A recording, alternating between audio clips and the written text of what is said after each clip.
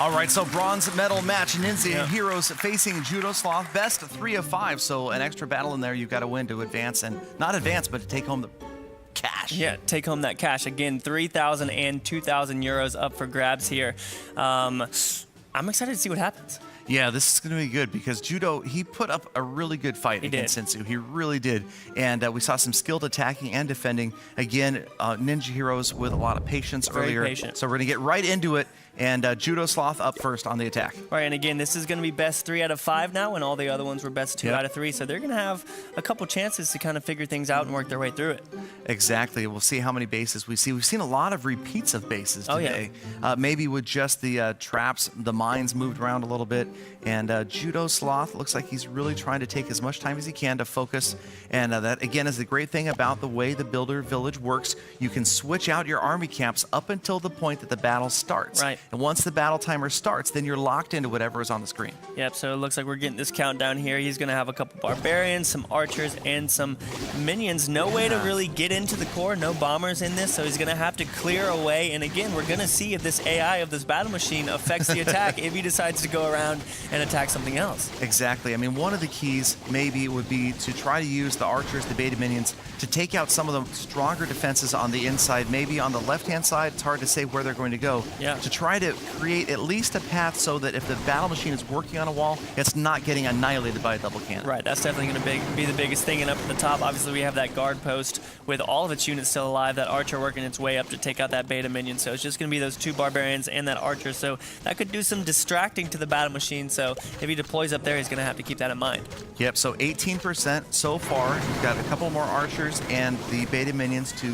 deploy, and you can see the left side getting pretty clear right here as the Beta Minion's working on that. It's a lot of hit points on that gold storage there, though. And the biggest thing is going to be taking out that double cannon, because again, that has done so much damage to the battle machine today. It's taken out them very, very quickly, so he's got to get that down before he drops off his battle machine. And you can see he's really trying to get that clear, but he's having a lot of trouble with that gold mine. This is a great defensive setup right here with the high hit point gold storage set right outside that double cannon.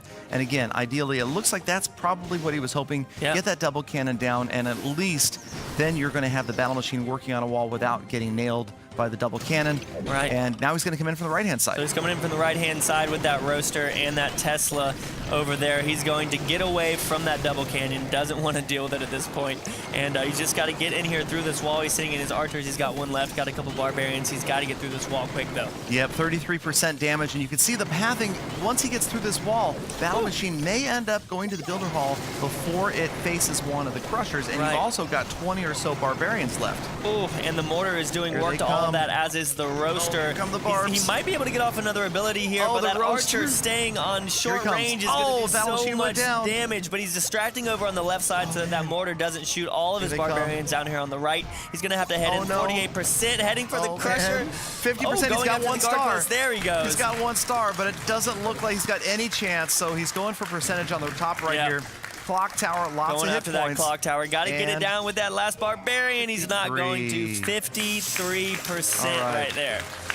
So Judo Sloth, kind of, you know, now you can see players are playing both sides of the fence in that they don't want to be stuck with a low 1 star. Right. They're trying to go for max percentage just in case they get stuck at 1 star and their opponent is going to go for that pick-off strategy. Right, because I honestly think that we've probably seen more 1 stars than 2 stars today, and that percentage really has come into play for who ends up winning. And I have to say, I love the balance of that because, you know, it's nice when not every battle is just a gimme win. Right. You know, I mean, you're struggling just to get the 2nd star, and these are some top players. I mean, we're early in Builder Hall 6, but still, these guys are skilled, and there is that same base that really did well way back in the 1st round. And this is probably the first time NinjaHeros has had a chance to attack. And that reminds me again of a base that we've seen in Clash of Clans as well. There aren't too many on the main base. There aren't too many walls wasted. He's got a great amount of compartments, which are really going to distract anything as they try and get in there. So getting that battle machine into the core is going to be very, very difficult on this base. Yeah, and the interesting part about this base layout is back in the home village, when you use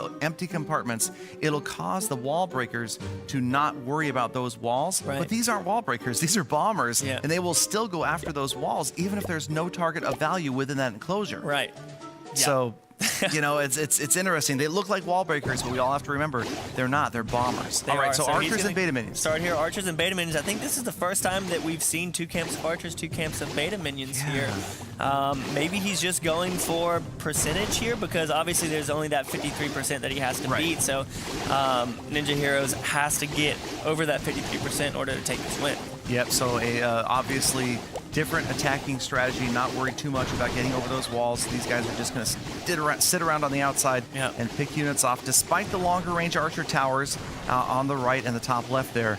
And 12% so far. Yeah, there's a whole lot of structures around the outside. On the right side, he does have that one short-range archer tower, but he also has those firecrackers up there to help. Yeah, they're set pretty. You're right. They're set pretty far to the outside there, so nothing is just free up there in that area. No. Obviously, down here at the bottom, he's got some pretty good damage down at the bottom. Those firecrackers are going to cause some problems, but he should be able to take out that double cannon fairly easily. The archer tower up at the top is doing work on those minions. 33, 36, working his way up. Archers get through the gem mine at the top, still cloaked.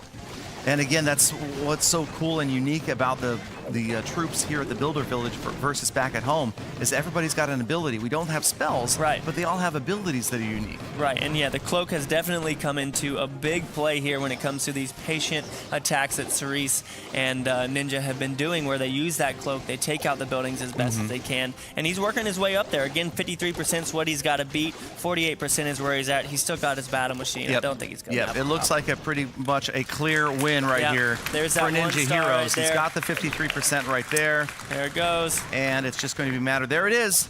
So NinjaHeroes clinching the victory right here. Taking the first one. And he's still got his battle machine down. He's just got to drop that off. Still has a minute to play. But again, at this point, it doesn't really matter the percentage that he gets because he's already taken this first one. So he can relax a little bit. And again, probably like we've seen before, Ninja is going to use this as information gathering right now. A bit of a scout attack to see, you know, how things are going to work and see maybe if he's thinking about what if he needs to start this later on. Because it's very possible that Judo's going to be using this again, because in order to win this bronze medal match, Ninja's going to have to pick up 3 victories. Yeah, that's definitely true. Now he's working his way in, and there's no real direct damage there for the battle machine, which is surprising. There's the only double cannon that's left is up on the top right. It's going to be completely out of range. Speaking of second stars, here we go, working his way in. That archer is obviously doing a lot of damage to it, being in that short range. But if he works his way around, goes left, he's going to go straight to the Builder's Hall. The Roaster's on it, but he should take it down. Easily. There it goes. Second star. 2 and look at the percentage. Yes, 71%. He's going to get the firecrackers down. There he goes. 74. Another ability goes off, but the Crusher takes him down. Wow, that 74% is one of the highest percentages that we've seen today. We've had an 83 and a 71 and a 74. Most of them have been fairly low. Yeah, so that being the second highest percentage we've seen all day. So a super solid attack. And again, when it looked like maybe he just crossed 50%, there's another 20% left on that base. A solid win for Ninja, but he needs 2 more. Right, he does most definitely need 2 more, so we'll see what happens here. Obviously, best 3 out of 5, so we'll see what base he faces here. I feel like we've only seen 2 from Judo, so I don't know if we'll see a third here. That's true, yeah, Judo counting on a lot from that base early on. It did really well in the first round, but right there, that was some devastation to that base. I'm guessing that one's being put away for now. Oh, yeah. And we're probably going to see something else from Judo. Especially with Ninja being able to get in there and get one of the highest percentages of the day down with those 2 stars. He's going to have to send him a different base if he's going to have a chance of defending. Yeah, and it just shows that, I mean, there's 2 ways to get through these walls. 1, with the bombers getting through the walls, and 2, clearing out enough defenses that something else can melt their way through a wall. Right. And that was well done. So here we go. We're taking a look at another base. I think this might be a new one. It looks a little bit like a cyclone with that little wrap around where it can kite things around there. And let's see, all their archer towers are set to low. So that's going to be a lot of damage as he comes in here. And he's using the minions and the baby dragons. Yeah, and you know what? This quickly, from what we're seeing today at least, has been kind of the meta. I think if you took a tally of all of the attack strategies so far today, I think we've seen this by far the most. Oh yeah, most definitely. It would be somewhere with this one, and then we've seen the giant, the bombers, and the Night Witches a couple times as well, but this by far has been the most popular. And the Night Witch is exciting to watch, but it's cool to see a continued diversity of attacks. Right? I mean, yeah, they're forced to change one battle camp out, or one camp, but here we go. Okay, here he goes, going all in on the side, all of his baby dragons in there. The Roaster is targeted on those baby dragons up at the top. 3 of them bomb goes up, are almost down. He doesn't have his battle machine in there or anything. So yeah, last baby dragon is in there to try to protect. Nice. Baby dragon, focus on that roaster. It's going to be interesting to see if he can get this battle machine in through these walls. That minion up at the top. Roaster goes down. There's the first star. Oh, and the air bomb's on the right-hand side. Wow. On the left-hand side, you got one. Look at this minion. This is beautiful right here. The minion's going to get that crusher down, you guys. And that means that the battle machine, if he drops it correctly, is going to go after the wall with nothing firing on it. And then go straight for the builder's hall. Yeah, I'm so excited I can't even say it. You can see the guaranteed 2-star if it gets going. Everything is cleared from the outsides, and the battle machine's got to get in here. He does have to deal with those 2 archer towers that are on short range that are going to do a lot of damage, but he's heading into the center right here. Exactly, and this is what we're talking about. 2 ways to get to the core. Use your bombers to wipe out the walls, or like we're seeing right here, getting all of the defenses out of the way and getting the battle machine to get there. Right. Without getting fired on by defense. So you can see he's just hitting on this wall right here, taking his time. He is going to have to deal with the guard post. Do you think the guard post is going to pull the battle machine over to the side? No chance. Nope, they're making their way over to him. He's going to head in there. Look at those barbs. Oh, that's what you do to elite barbarians right there. Okay. There he goes. So that is going to be the 2nd star easily, and he's going to have another ability up. We're going to see more percentage points getting racked up right here. There it goes. 2nd star check from him, that out. 59%, taking out that guard post, continuing to work his way around. We get one more? We get this archer tower? Looks like it's going to be close. He's not going to get another ability, but he is going to get down that archer tower, 65%. Solid attack right there from NinjaHeros.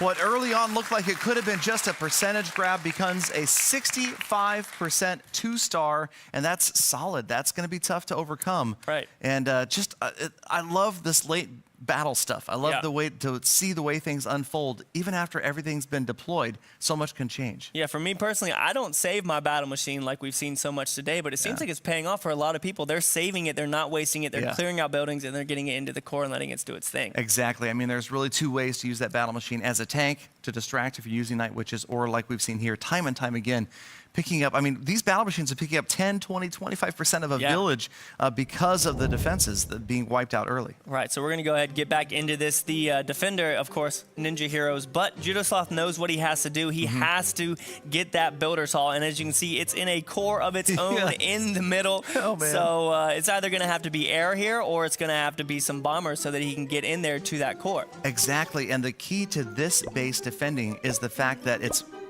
usually tough for bombers to last that long. Right. To get to that inner ring of walls. Yeah, and especially with those distracting walls around the outside. Right. That, again, like you said earlier, this isn't the main base of Clash of Clans. If those buildings behind it are gone, these bombers are still going to attack. Right, they just wander off. It's super frustrating, but again, that's part of the learning curve. Everybody's starting to play and realizing that things aren't the same as they are back at home. A lot of these units, especially, you're looking at the archers, even the beta minions and the barbarians, those first few seconds of their attack are super valuable. So he's going to go ahead and start this here. Now, this is a little different than the other one we've seen. He's got 3 camps of baby dragons. Yeah, so 9 dragons, 9 baby dragons. And it looks like I imagine he would probably attack from the bottom side here. The roasters on the top, which we've seen do a lot of damage so far to dragons because they tend to group up as they work their way in. So staying away from that roaster is going to be very important. Exactly, and as they work their way in, you got to remember one thing, and that is that it's almost impossible to hope that the battle machine would go after the builder hall before it has to go after at least one of the crushers. So I think that JudoSloth is probably counting on the baby dragons to grab that builder hall. And right here you can see those archer towers are set to short range, so they're not hitting those minions. Those minions are pretty much free until it gets in range of that air bomb, which you just saw get triggered there, and those firecrackers. So it does look like he's trying to take out more of a percentage over here on the left side of the base, so he's going to have to get in there. And the damage that's done to the builder's hall is going to have to be from the baby dragons or the minions, because the battle machine's not going to get in there. Yep, just 2 minions left to deploy, and you've got 8 baby dragons yet to go. 27%. You can see Judo really focusing right now. A couple more minions. The last of the minions on the top right there. Going to grab that structure on the outside. But again, 65% 2-star is the figure to beat, and it's going to have to be 8 baby dragons to get to that builder hall. Right, and he's got to be careful of keeping them too close. So he's attacking from the top, going in there where that roaster is. Not really too worried about it, but he's got to keep these baby dragons spread out so that they keep that ability. The first one goes down very quickly to that short-range archer tower. That's going to be a problem up there. Trying to get that crusher out of the way, maybe with the baby dragon. He's going to bring one in here goes. behind. There's the roaster, absolutely cooking that baby dragon, and the short archer towers too. That went down so fast. The short archer tower is very, very strong against any type of unit. It's doing work right now, but again, this roaster is probably going to be the biggest problem over here. Ability is going down. He's only at 48%. He's got to beat 65% two-star.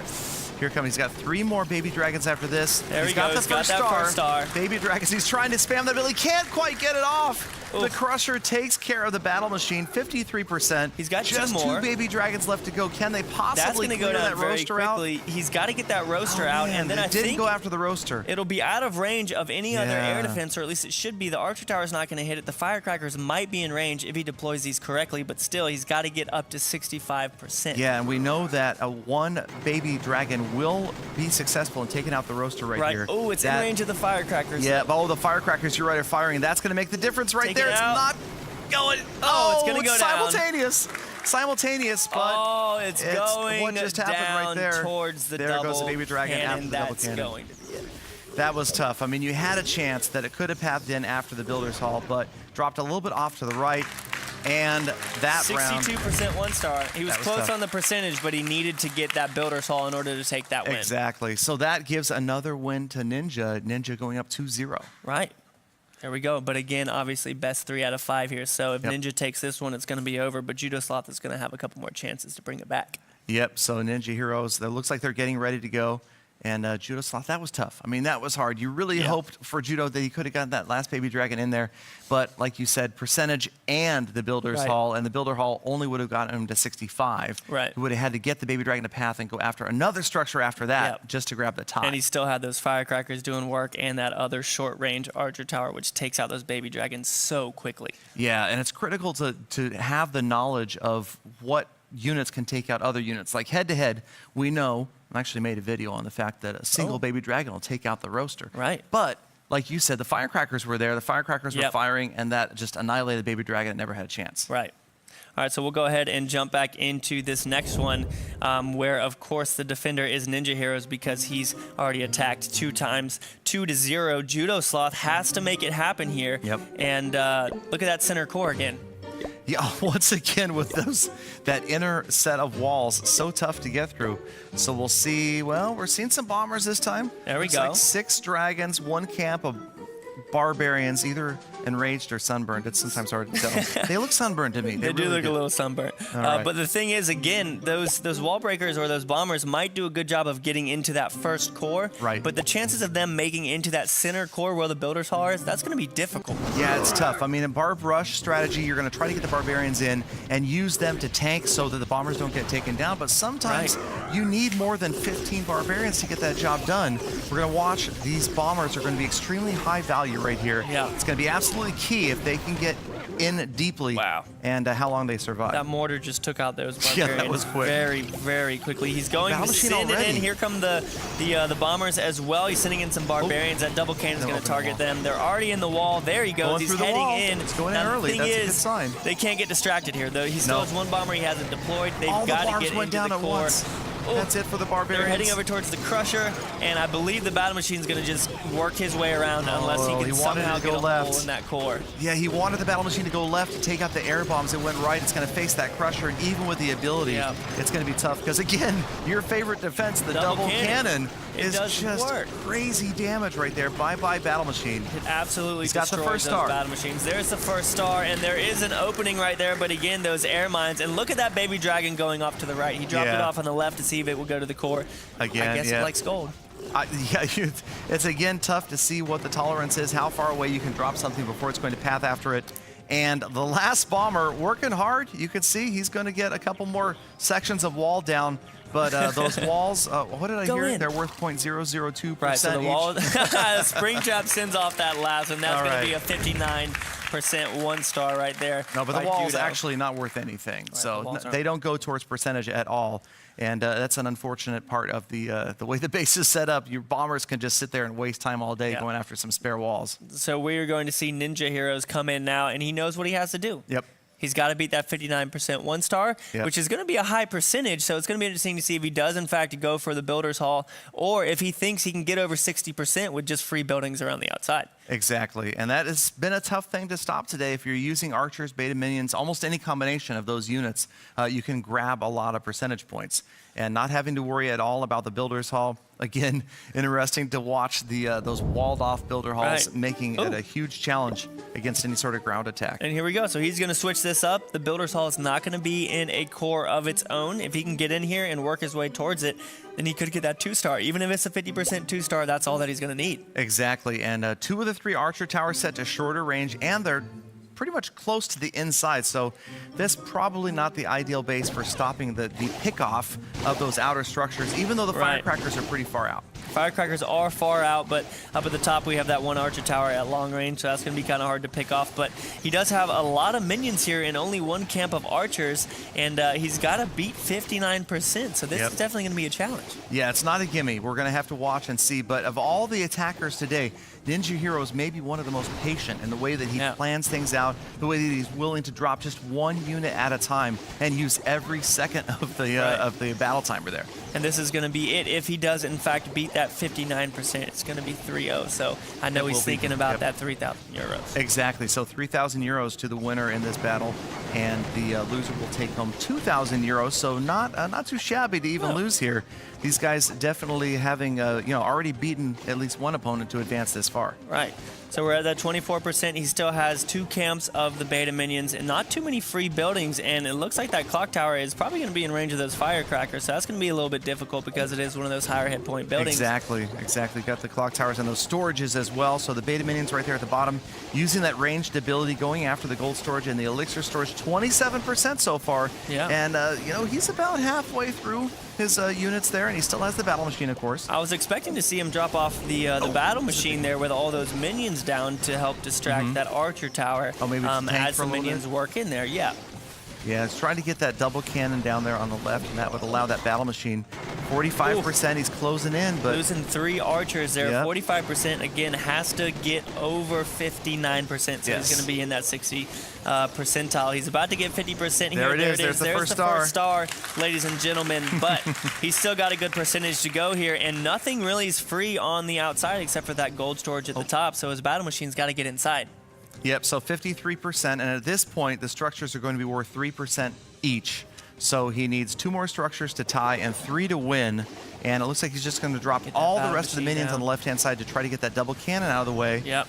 That works, so I would imagine that that's where he's planning at the top there. Here he and goes. That's going to be the guaranteed tie. And to get through the wall, hopefully he'll go after that long-range archer tower, which is just going to barely tickle him. It's not going to do that much damage to him. That actually might have helped him go in there in that corner. He's out of range of that double cannon, which again we've seen today be completely fierce against the battle machine. He's just got to get in here, only being tickled by that archer tower and that cannon. Once he takes this down, that's going to be through the wall. Time is counting down. It's going to be close, but he's got the ability. Right. That's going to be the wall right there, and this is just going to take a couple of shots. For the archer tower, 15 seconds here. Got to hit it twice, and that's going to be it. We have our winner. NinjaHeroes picking up 3rd place today, 3,000 euro, 3-0 over Judo Sloth. And that was close. That was closer than it might have been. Not only with the time, but also the percentage there. Yeah, that time almost ran out. But he did pick up the extra building, and he won just by 1 building right there. 1 building. But he did clinch the 3rd place slot, 3,000 euros. Congratulations.